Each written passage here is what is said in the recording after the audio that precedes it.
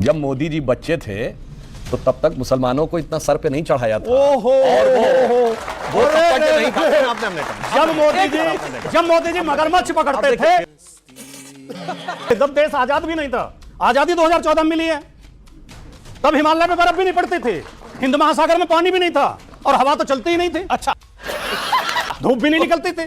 मोदी जी सूरज लेके आए, मोदी जी चांद लेके आए, मोदी जी ने हिमालय बनाया, मोदी जी ने समुद्र बनाए। अब जो कुछ हुआ 14 के बाद हुआ। चलिए शुरू करते हैं।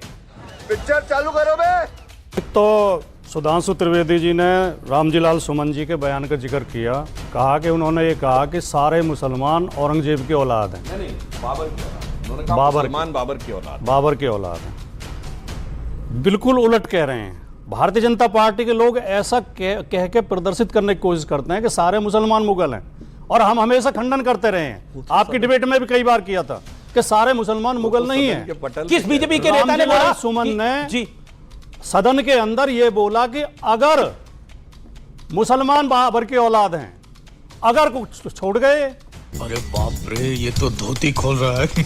आधा सच बोलना झूठ बोलने से भी ज्यादा खतरनाक होता है। वो कह रहे हैं अगर मुसलमान बाबर की औलाद हैं, देख लें आप। फिर आपने कहा कि तुम किसके लिए कहा?